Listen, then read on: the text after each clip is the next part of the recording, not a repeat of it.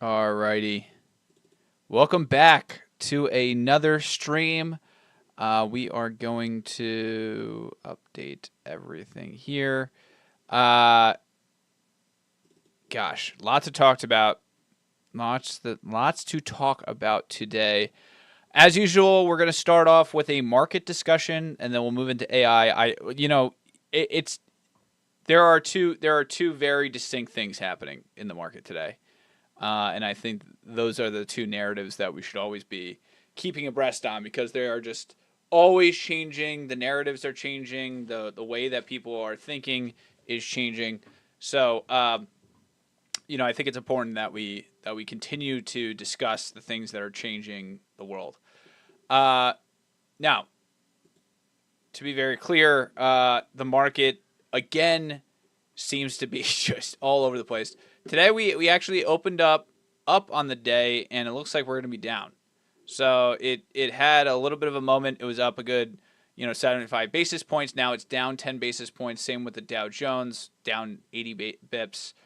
What are the news today? We're going to go through, but mainly the Iran is basically talking about striking California. Now, why not Hawaii? That's a good question, but they're talking about that, and then there's also some just basic onshoring discussions that Trump tweeted out the other day. Actually, today on a stock which we will cover. But overall, U.S. oil has seemed to level out around 87. Silver is sitting at 85, and gold sitting at 5,200. Obviously, silver broke headlines when it broke through 100, so it's definitely come down a little bit. And the speculation definitely travels, right? So, like as you see silver and gold come down, silver goes up, et cetera, et cetera. So, definitely a rotation market. Some other stocks that we're following with the Iran conflict is Circle. Circle was at $50, I think less than a month ago. It's currently sitting at 114. It topped out 122. So since essentially February 24th, it's doubled. And then Bitcoin sitting at 71 had a pretty. It actually has had a great run today, and it's set at around 74 now. Let's just talk about the catalysts of Bitcoin for just a second. Bitcoin, Circle, digital assets. Number one, the Genius Act will get passed. It's just a matter of when, not if. Okay, so that will help to drive adoption of digital assets as a whole, and specifically perpetuals. Perpetuals, and when I say that, many people are talking about hyperliquid and things like that. Many people there are lots of perpetuals exchanges, except for Hyperliquid is definitely winning that. Now I will say, one second, I have to always keep.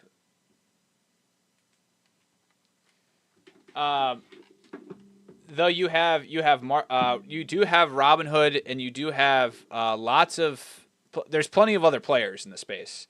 The only difference is they have not been available to the U.S. market until they still haven't been available. So if you ever try to get on one or you trade perpetuals, you can't do it. And just for those who don't or synthetics as some may call it, for those who don't really understand how these work, essentially what Hyperliquid is just a pricing oracle with different. It basically tracks the price, and then people buy and sell against one another. The buyers pay interest to the sellers, and so on and so forth, based on the amount of demand. So it helps to create these contracts where you have the market is making itself, and it allows for like massive leverage, because what you're essentially doing, you don't really need to take out money. When if you take out margin on something, you're paying interest to the other party. So it creates this weird market dynamic where you can leverage positions very aggressively. And one of the downfalls of perpetuals is that you do have liquidation prices, so it's just like taking out margin in an account. And so a lot of traders get liquidated on what they're doing now. Hype itself is doing quite well during this period of time. We'll just quickly go to Hype. They have insane liquidity. Yeah, currently sitting at 36. So all time high for Hyperliquid was 58, and it's definitely been performing better than Bitcoin at this point. I mean, it's so 36 is pretty healthy. Bitcoin's currently at 75. Let's just talk about the catalyst of why Bitcoin would go up, why it would go down. Again, the narrative of investing in the QQQ or technology stocks has been really what is driving a lot of the divergent. Like, people are just getting pretty much tired of investing in Bitcoin because it's diverging from other assets that are easily gotten. Right, AI stocks. There's narrative plays. People are moving in and out. Bitcoin has definitely gotten hurt by that. Separately, as the Nasdaq comes down and Bitcoin kind of stays a little bit up, now we're seeing it start to converge again. So now people are saying, okay, now might be a good time to buy. Now, what are the catalysts that Bitcoin would have to start really not only showing just from a trading perspective, a correlation perspective, but actually causing the value of Bitcoin to go up as a store of wealth and a hedge against a worldwide currency. Number one, the Iran war is clearly impacting Bitcoin's price. People are seeing the benefit of decentralized currencies. That's number one. Number two, as the Genius Act gets passed and perpetuals allow for leverage, right? We talked about leverage and how perpetuals give very large leverage into the market. It will then give leverage to the U.S. consumer or the U.S. buyers. So it's another route for people to go and leverage spot Bitcoin or Bitcoin in the perpetuals market as well. And so that's another catalyst because you can lever so high on that. It's much easier for the market to get like pushed up from all that leverage. So those are the two different things. It's the Genius Act. It's the use case of Bitcoin very clearly being shown, and overall the market coming and converging with Bitcoin versus diverging. So those are the catalysts. I think it's a good spot. Are we going to 40? I see a potential discussion to go down to 40 based on just the cycles of Bitcoin. Some are saying that we're 40% through the bear market. I think overall, you could say we're at the bottom at 70. You could say we're going down lower. You could even say we're going to 20. But at the end of the day, DCAing is what really you should be doing in this type of environment. Not financial advice, of course. But for the fact of the matter is we have catalysts on the horizon. We know this is happening. We know people are investing in digital assets and teams and stable coins and things like that. So it's all happening. Everything that we thought was going to happen is happening. It seems to be that the price action has really lost the narrative. So the narrative will come back. It's just a matter of cycles and things like that. But that's generally where we sit today. I am bullish on digital assets. Altcoins have kind of hindered. They seem to have mass extracted from Bitcoin or from like the crypto narrative. So hopefully, as better tokenomic structures come out and equities on chain come out, then it drives the adoption of more other digital currencies. So that is the case. That's my bull case for Bitcoin. Bear is the market crashes and we're all screwed for everything. So that definitely can happen. The other stock that is doing quite well is Figure. Currently sitting at 37. It hit a low of 25 during like the mass hysteria with SaaS and a whole host of different things. Mike Cagney was tweeting again and again, that everybody was dumb. They're not listening to them.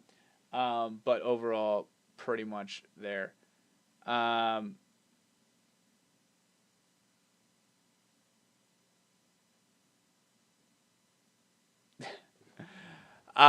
right. So that's a little bit of a market update. Tesla up to 1.8%. I think, um, the All In podcast. So one of the things that let's just go to Trump and Thermo Fisher real quick. Now that we're on the markets, um, so this is a narrative that, and I want to compose everything real quick. All In podcast recent recent guest 200 billion onshoring credit fund. So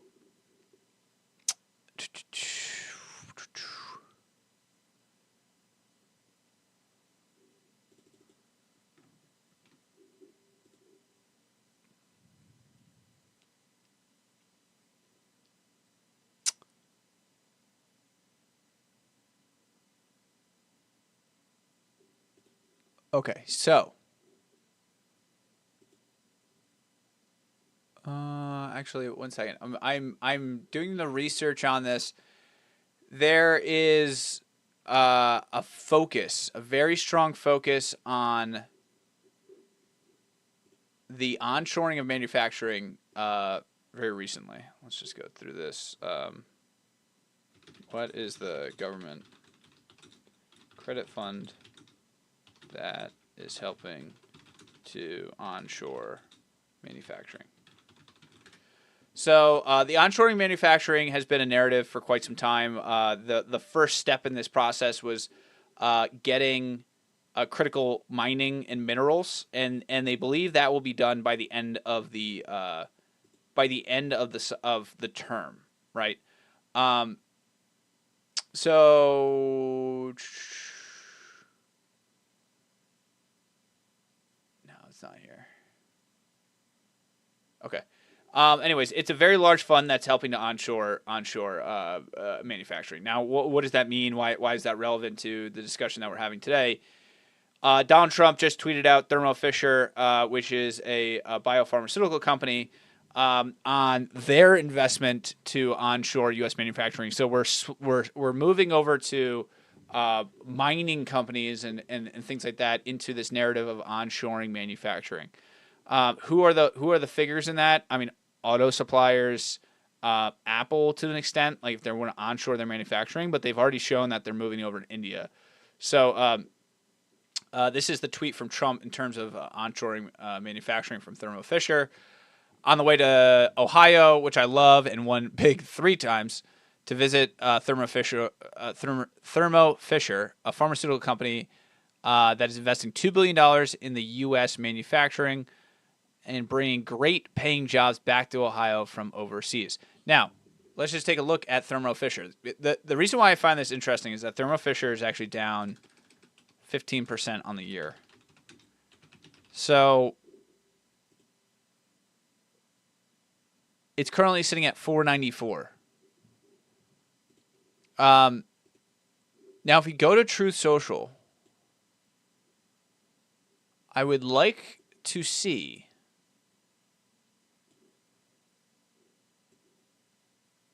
I would love to see Trump's tweet versus the impact or the performance of the stock. I really want to do that. I think I'm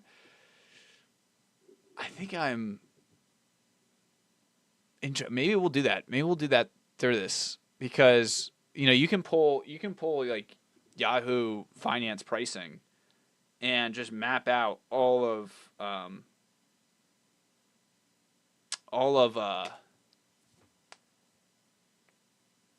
Trump's tweets about stocks and where they sit today.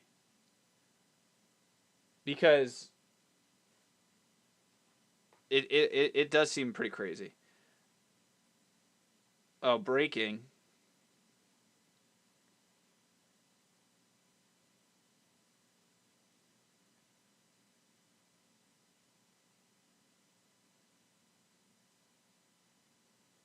So breaking news, I guess. It looks like. Oh, who just did this?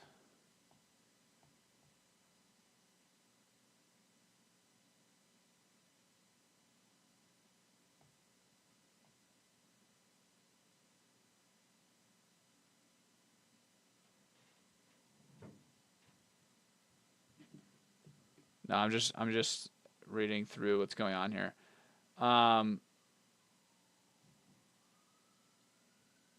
Scent Defender.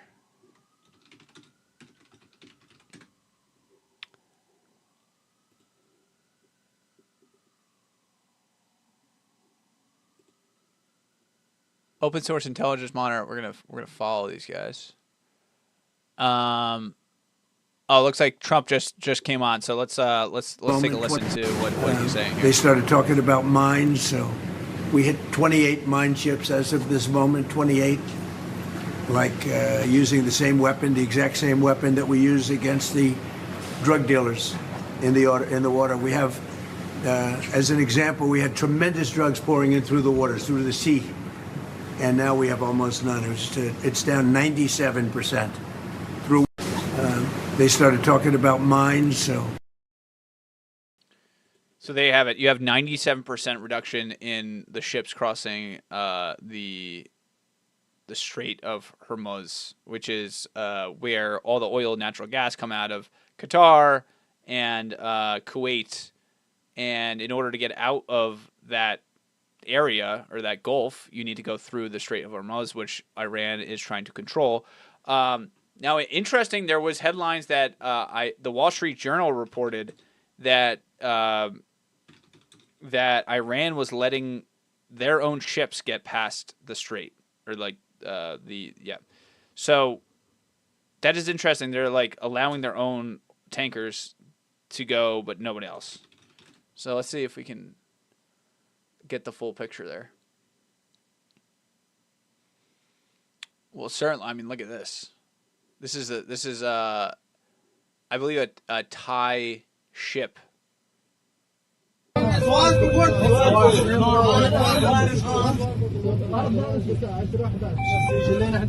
person inside have. It's just like insane. Just insane. Like there's just so many of these.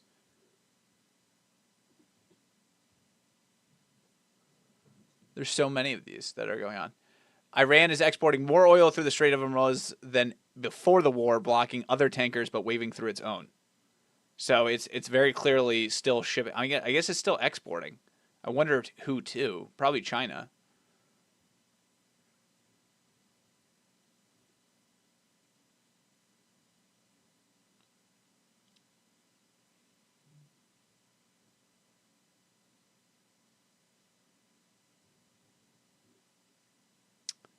Yeah, I'm just going through all the different headlines here.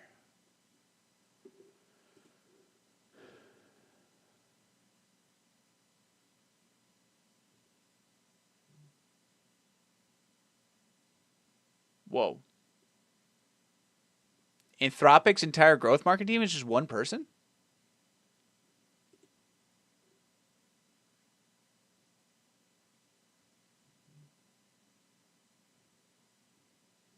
No way. Let's see. I literally had to Google, how do I open Terminal on Mac? My first reaction when we launched Claude Code was, I have zero idea what this product is for. It just didn't really click in my mind.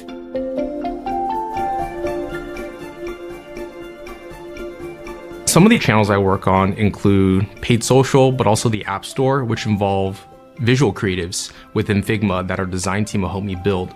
But when it comes to creating multiple different variations, the usual process is I'll go into Figma, I'll take the existing frame, I'll copy and paste it a couple times, then I'll open up my Google Doc, copy and paste the headline variations, and back and forth. Now this process can get very, very repetitive when you're trying to do this across 10 different variations, across 5 different aspect ratios, and all that time adds up very, very quickly. So I basically turned to Claude Code to help me create a Figma plugin where all I would have to do is copy and paste just once all the different variations and copy that I wanted to update. So now let's switch gears to the Figma plugin that I built. In this project file, I have an example static image that I want to update the headlines for. The first thing I'll do is I'll select the frame, and then I'll open up the Figma plugin that I previously created with Claude Code. I'll hit Identify Template Components, and you'll be able to see that the template is identified with the different portions of our frame, including the headline, CTA, and then the code block. In this case, we'll just want to update the headlines. So I'll leave that checked. I'll switch screens over to the list of headlines that I previously created. I'll copy it once, go back to Figma, and then I'll paste in all the headlines in my Figma plugin. And as soon as I hit generate ad variants, it'll generate all the different variations of my copy for me, each in its own individual frame. Now, this previously would have taken me maybe 30 minutes to repeat this process one by one across all the different ad specs that we had. But thanks to this Figma plugin, we're able to do this process in around 30 seconds. My advice would be, if you want to try out a tool like Claude Code, is to just think through what are the areas of your work that you've identified that are either repetitive or you think could automate, and just start with a very, very small and easy thing. You don't need to know how to code. All you need to know is how to explain your challenge and what you're trying to solve for in a very clear and concise manner. So the gap between I wish this existed and wow, I can actually build this myself is actually much smaller than people realize.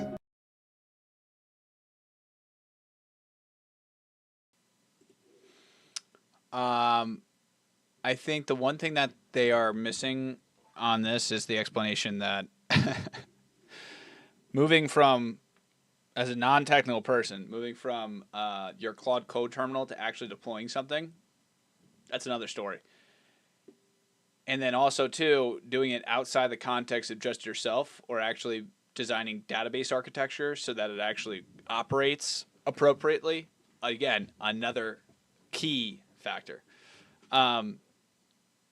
Just in, PumpFun has registered domains for Base, BSC, Monad, and Ethereum, suggesting a possible move beyond Solana, while also removing Solana as its location from its X profile. Wow. Whoa, Solana 4? Oh, got acquired by Jito Soul. Okay. Very cool. Good for them. They announced the wind down in February 2026 following an exploit. Wow, that is crazy. I'm just reading through this. Yeah, so it looks like when Solana Floor went dark, the ecosystem lost something difficult to replace. President of the Jito Foundation, this acquisition is about filling the gap with a platform that operates from the position of editorial independence. Jito has a long-term stake in the health of the Solana ecosystem, and that means investing in the infrastructure and public goods that keep the community informed. So, quite wild. I didn't realize that, but it does look interesting that PumpFun removed Solana and is going cross-chain. There you go.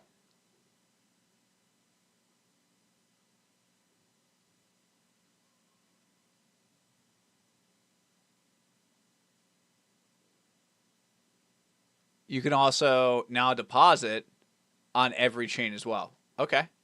Very cool.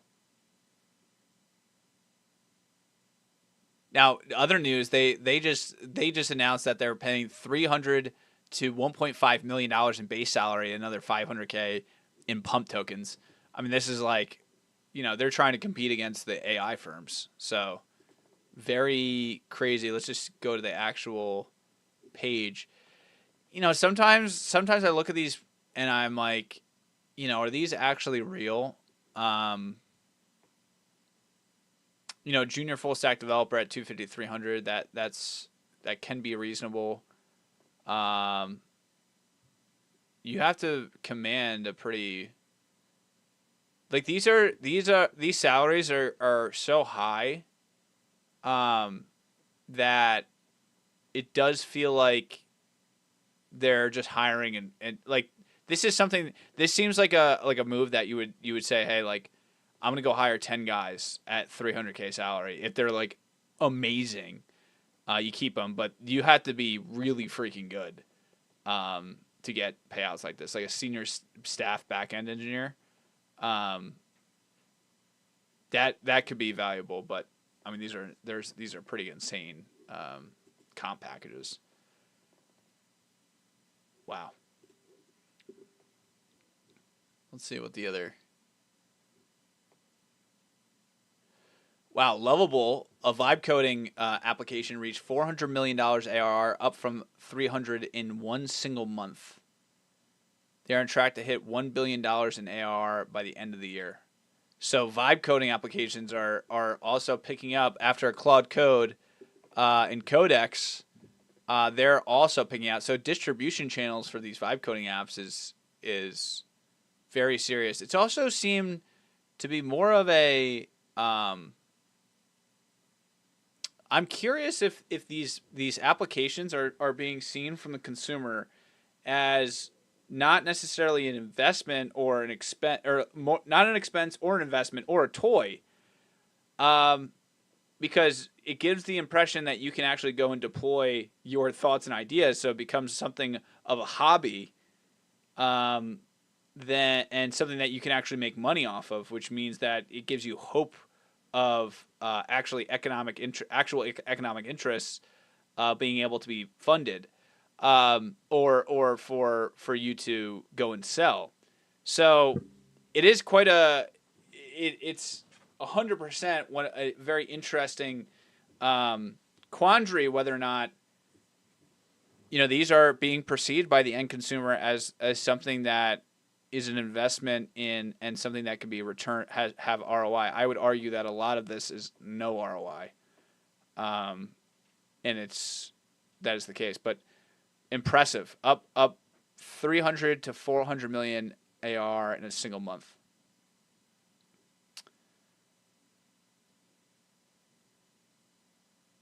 Wow. Across Protocol also wants to become a private company. It looks like you can exchange ACX for equity at a 1-to-1 ratio. That's pretty cool.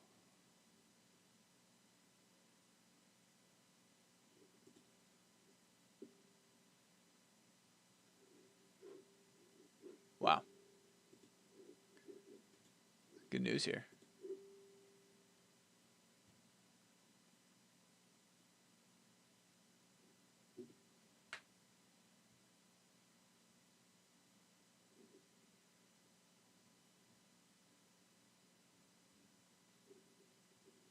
So I need to get to my own profile.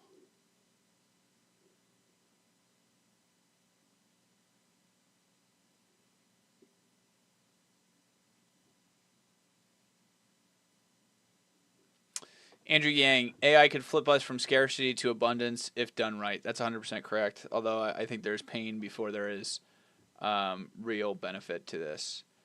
Ramp Labs, which is one of the fastest growing fastest growing startups in general, launched their Ramp Agents card. There's been no way for agents to spend money until now. Ramp Agents give agents the ability to spend, governed with real spend limits, merchant controls, and visibility on every transaction. This is actually pretty novel. Let's see what they have.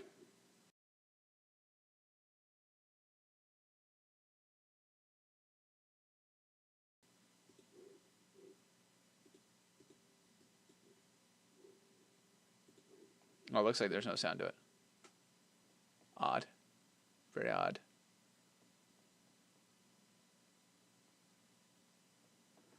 Wow, okay.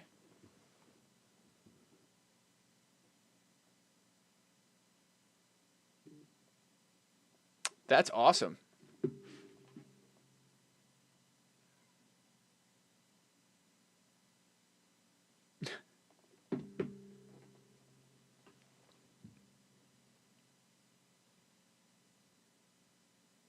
Going through here. Yeah, Iran wants to retaliate on California. Everybody in California stayed there for the fires, for the electricity, for the taxes, and now they're gonna get bombed by Iran. This is unbelievable. Real picture of Starbase, Texas. Wow.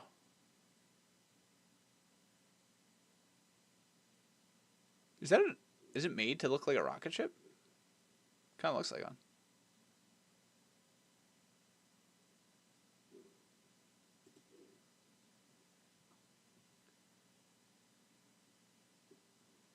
Unusual Whales releasing their Skill MD for API builders. Added 13F data to track institutions and made it so you can follow whales like Buffett and Ackman when they update. Ooh. Ooh.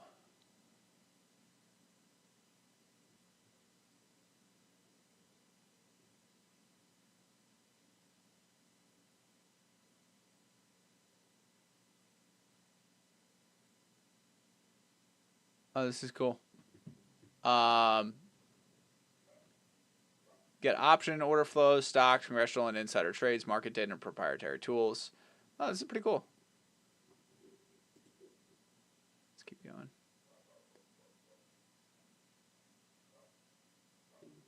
Okay. Oh, Replit. Replit, another vibe coding tool. I mean, it just shows you like things are going crazy here. Let's see what their announcement was that they raised $400 million at a $9 billion valuation.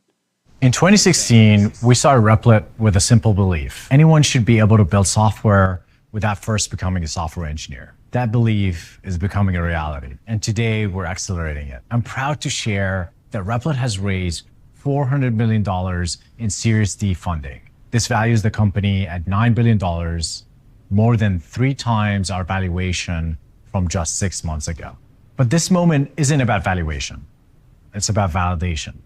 Validation that expanding access to creation is one of the defining shifts of this era of software. We're on track to reach $1 billion in run rate revenue by the end of the year. This growth reflects something deeper. People everywhere want the ability to build, across professions, industries, and borders. That's why this round includes a diverse group of global partners, from sovereign funds to leading technology companies, all aligned around one idea. Creativity should not be gated by technical skill. The new capital allows us to expand globally, particularly across Europe, Asia, and the Middle East, and continue investing deeply in product and infrastructure. Investors include Dorjan, G Squared, Prism Capital, 1789 Capital, Y Combinator, Co2, Andreessen Horowitz, and Kraft Ventures, alongside strategic investments from Accenture, Databricks, Okta, and Tether, and it accelerates what we're launching now, Replit Agent 4. Because when creativity has infrastructure, it moves. That's what this funding represents, the ability to scale creative agency to millions of people around the world. Creativity runs on Replit, and now it runs further than ever. We're building the platform for the next generation of creators to give anyone the agency to put their ideas to work. And we're just getting started. You know, oddly enough, I think that it's great to see these things.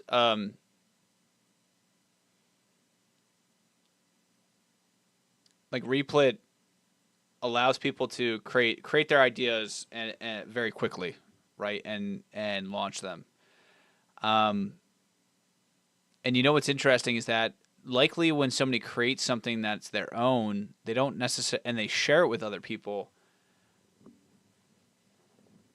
You know, it's possible they keep it running, even if it's losing money or it's not there, right? Because it's their idea. So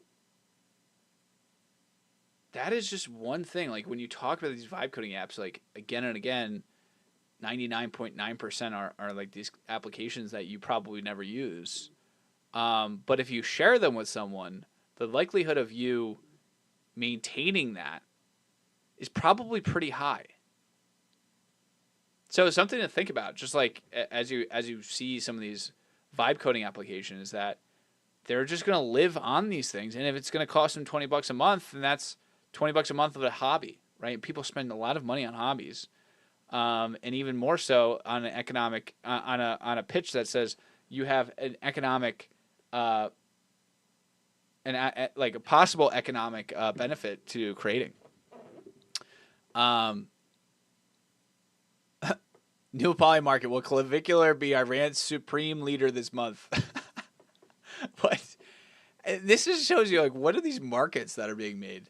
It's literally anything. 276,000 in volume. Like, what is this? Like, who's buying this?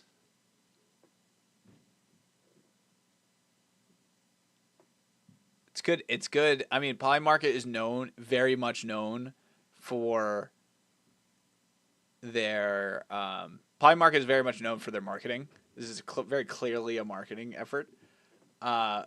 This 0.3 cents is literally somebody who bought and didn't know what to do with it, and that they just want to get it off them. But it's pretty wild.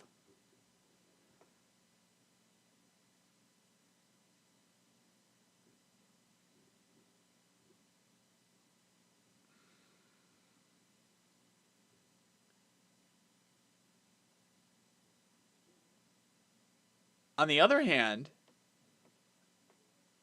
Figma. This is what's strange to me. This is what's odd. What is odd is that these vibe coding applications, like Replit, just raised at a $9 billion valuation. That would argue, like Figma, which arguably has a larger customer base with a more sophisticated base, is at a $15 billion valuation. And what this argument is saying is that the professional world is a smaller and less attractive market than the ability to design products, et cetera, et cetera. So it literally just shows you, oh my gosh, I mean, this is really what it shows you. It shows you that these new companies are just going to eat the old ones. I mean, it's very clear. You can see it with Figma. And like the people that are using Figma are the ones that are going to move right over to, a vibe coding application. Because like why would you use Figma if you can just go and literally create the entire thing, maybe use Figma for the last little edit, and then move it on to a live platform. So that is a good point, but it just shows you like Figma is more of an enterprise and they're having issues with monetizing that. Separately, they can't compete with the vibe coding application. So that's definitely crazy.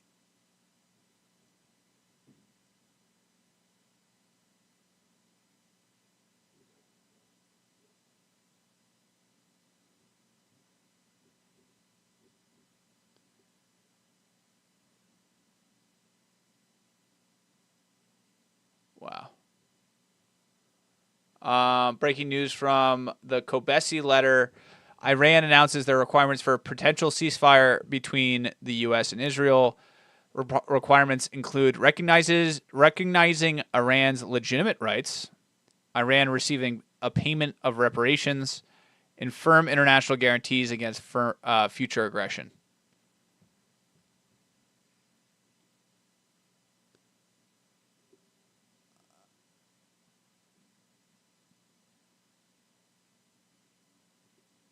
What is the?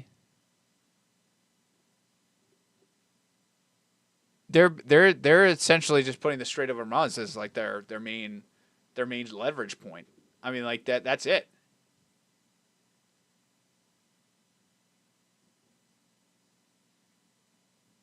Dude, these White House, look at this.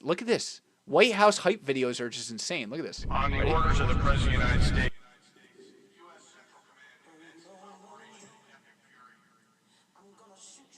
This regime will soon learn that no one should challenge the strength and might of the United States Armed Forces. He reminded the world, as he has time and time again, being an American means something unbreakable. If you kill Americans, if you threaten Americans anywhere on earth, we will hunt you down without apology and without hesitation, and we will kill you.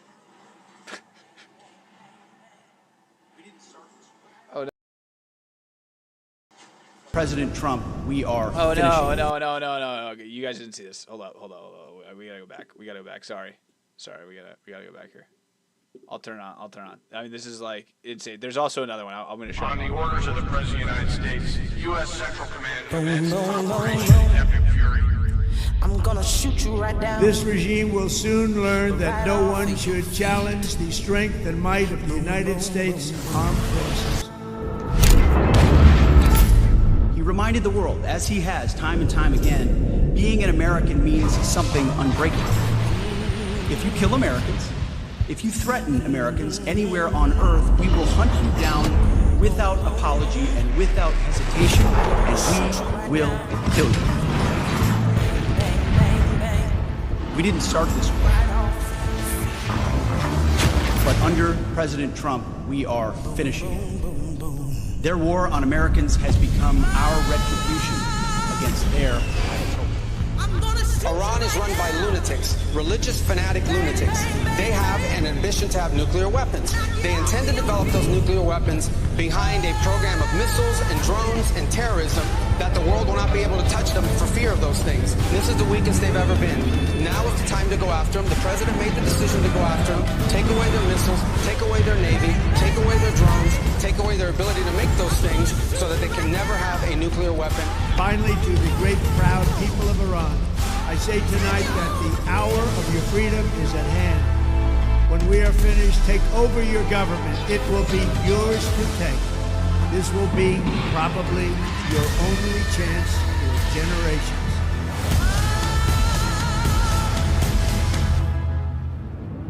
Boom, boom, boom.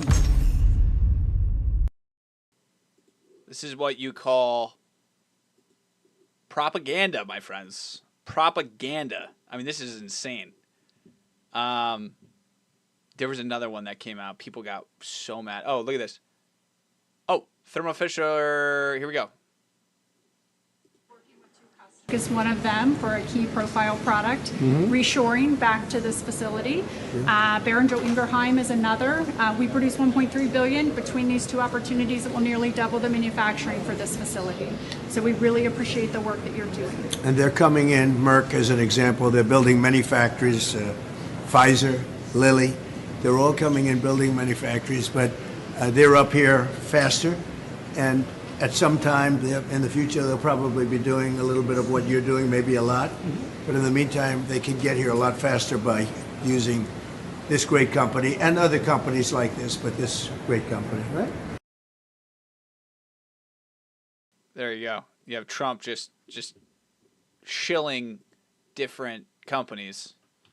Again, that was 30 minutes ago. Like, I'm telling you, like, the Trump effect on these stocks are just insane. Yeah, look at it. It's already up. It was at 494. Like, it legitimately was the bottom.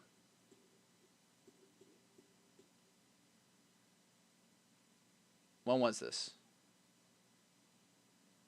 15. This is literally what. Meanwhile, you have the chairman and CEO sell 4,000 shares, but you know, they seem to be like they are beating their earnings. So, wow.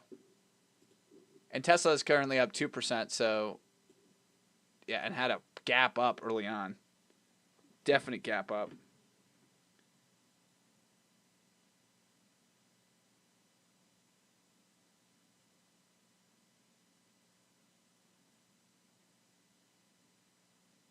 Nice. Nice.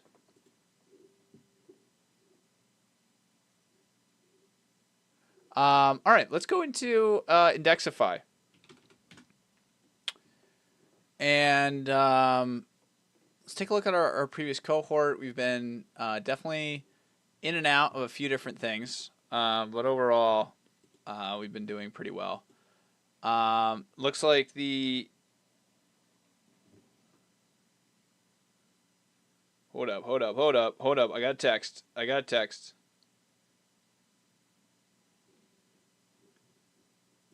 Something's moving. Build-A-Bear. Oh, this was in the news. Build-A-Bear. Oh, Build-A-Bear is dumping? Bro, what are you talking about? Emmett just my brother just texted me and he said Build-A-Bear is dumping. I mean, dude, what are the hobbyist things that people did before vibe coding, and then you should short those companies. What is that? What are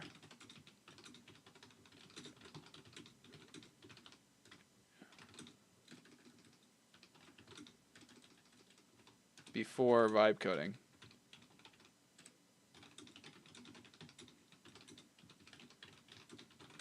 I mean, you could argue like alcoholic companies, like alcohol consumption is down big time, but you could you know, argue a few different things around that. But it's come down pretty.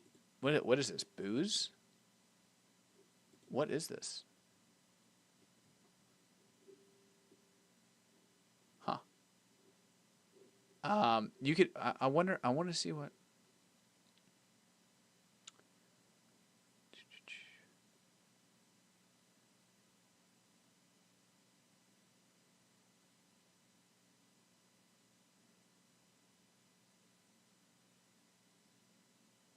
Gaming. Oh, interesting. What are some large gaming companies?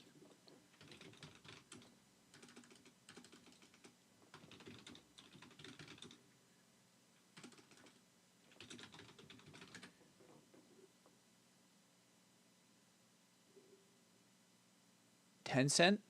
Like this is what people are doing. Like they are spending time building these things, and you have to ask yourself whether or not people are moving away from their hobbies and into that. I mean, yeah, Tencent, Microsoft, who else? Sony Entertainment, Sony. Even Robinhood, like Robinhood, yeah, look at that, Sony Entertainment. Oh my gosh, this is hit 30 to 20, so it's down 33%. I mean, you could argue that people are going to stop spending on it, but it looks like Build-A-Bear Workshop is also having a pretty serious downfall.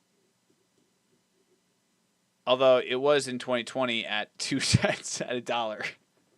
Holy crap. So this is up 40x.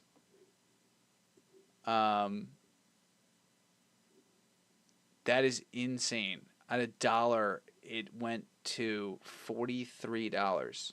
How's that even possible? Wow. That's wild. I mean, that is just a wild concept. Oh, it looks like our top performers. This should have been AI cohort number 31.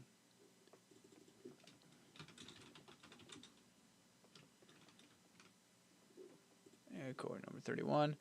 Let's just take a look quickly at our one-day changes for crypto and stocks on chain. I'm always curious what it is. Distorted face that has been trending pretty aggressively. What else? Life. That was also another one. Department of Government. Oh, interesting. Department of Government Efficiency is up. These aren't really high market cap coins though. Stocks on chain. Let's see which ones are performing the best. JP Morgan. I don't know about that. This again, on chain stocks are kind of crazy. We're gonna actually put the volume above a certain amount. Should probably do this. SpaceX. Let's just go through. SpaceX is the leader here. Polymarket is down a little bit. Nasdaq is down a little bit. Yeah, look at that. Okay, and then commodities as well. Let's take a look. Gold overall down on the day, but it's still widely available.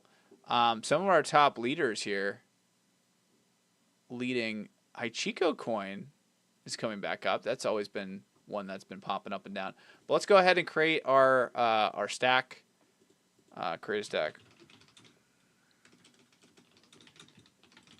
of the highest performing tokens in the past 24 hours and are between 250K And 2 million. Market cap.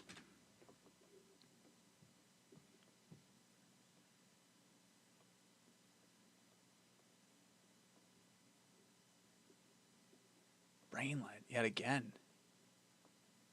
All right, let's do it. AI cohort number 32. Let's just see before we buy.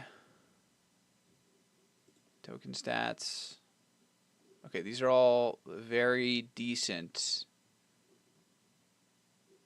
market cap, all within what we wanted to go into. It's up 33% of the day. So let's do it. Let's get here. We're gonna set a buy. We're gonna set a buy, my people. We're gonna set a buy. All right, and then we're gonna set a limit. I'll take profit at. We'll do 50%, and then we're gonna say 25% above. And we're gonna set our take profit. So there you go. So we're setting our take profits on these because that's what we said we should do. And actually, we should really just have a stop loss. But we need to be able to have a stop loss and a take profit. So that will be something for next week for sure. So you're going to be able to see that.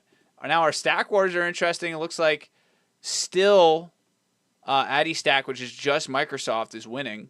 Oh, no, it looks like DeFi UB26 is winning. Which is a combination of gold, silver, Meta, Microsoft, Kalshi, Stake Soul, Alphabet Stock, and Oracle outperforming. It had a brief period of time where it was up 5% yesterday, but overall winning the stack wars.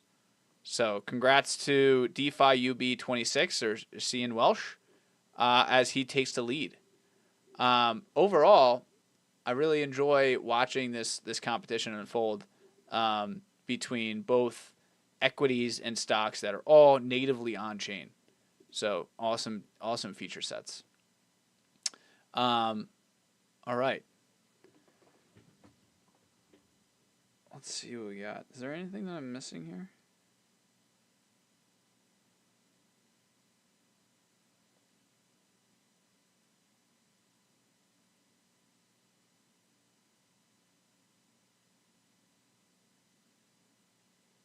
Holy crap. Whoa. Whoa.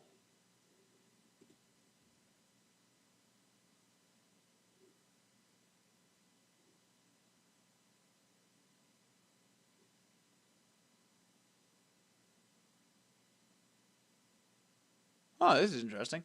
Next article. Before we go with this, what the heck is going on here? Zero hedge. This is a great. Look at this. Holy crap.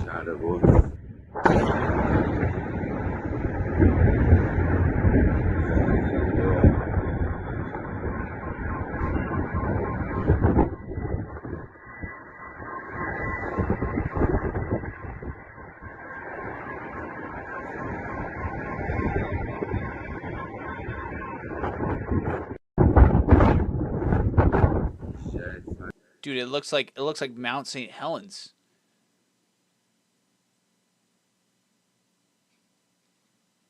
Ordnance penetrator, which can penetrate 200 feet into the earth. Oh my gosh, this is crazy. Netflix to pay as much as $600 million for Ben Affleck's AI firm. Oh my god, that's crazy. New York City's credit outlook to negative by Moody's. Oh boy. Oh boy. Another private credit fund reaching its redemption state. Wow, okay.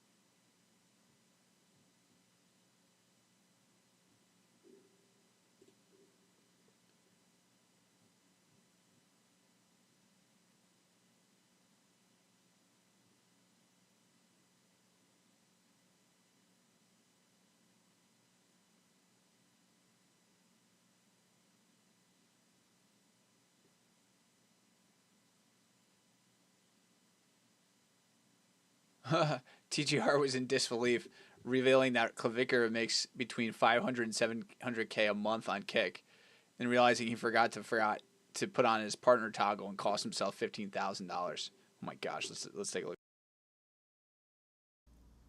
On March 10th, Clav 500 to 700,000 per month. It's fucking crazy, bro. These streamers are making stupid money, bro.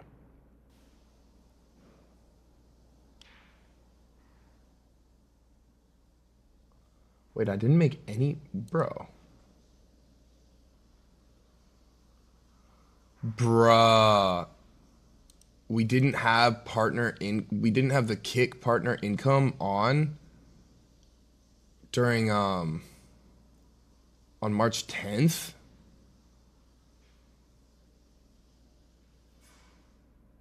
I didn't make any money yesterday from streaming. Bro. They pretty much just cost me $15,000 yesterday. That's fucked. How do we not do that? That's crazy.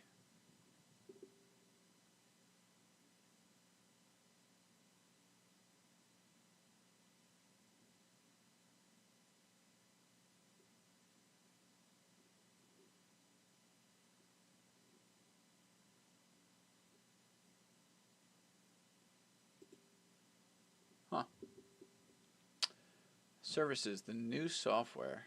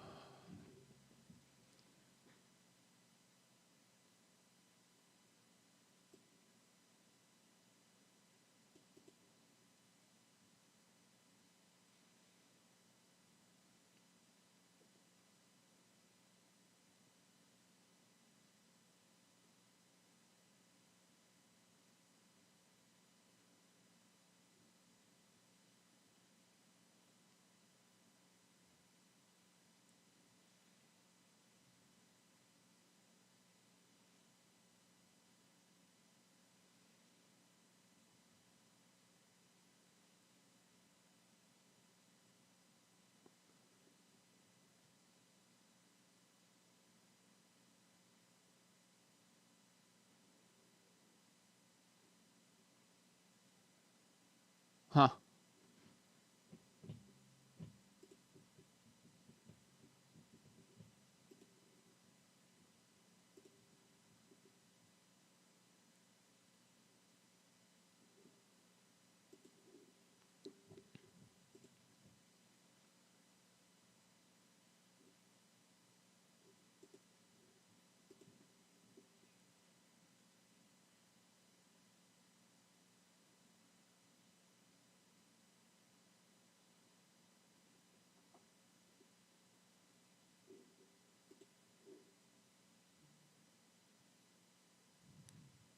Huh.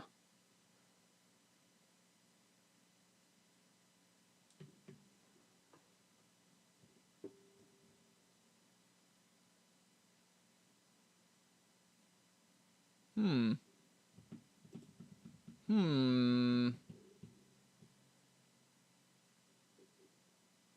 Okay, the market finally closed. Nasdaq flat, Dow Jones up 60 bips or down 60 bips, S&P flat. The VIX is down. Oil is currently sitting at 87. So, gosh, it's just crazy. It's been like 6 months of just sideways price action. There's not really much you could do there. Same with the Dow. Well, actually, no, not Dow has been up. Although now recently, it's not been up since the time frame. So, not a whole lot, fellas. Not a whole lot. October 10th really scored some crazy stuff. U.S. oil is up. Let's see EONR.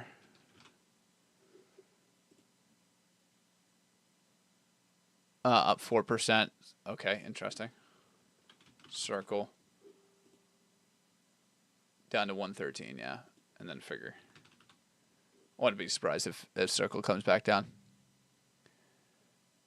I wouldn't be surprised if either of these come back down, realistically. Bitcoin sitting at 75, so looking pretty healthy. We'll see how that goes. All right, guys. Well, this has been a good stream. Now, let's see how our AI cohort number 32 is doing since we made it. It's up 2%. Not too bad. Not too shabby. Not too shabby, fellas. Okay. Sick. Slippage must have got me a little bit. All right, guys. Well, have a wonderful day. We'll be back tomorrow with the breaking headlines, what's going on, and we'll go from there. Hopefully, we'll have some other people on as well, so you don't have to listen to me just drone on by myself. But yeah, excited to go, and thanks for joining along. See you guys later.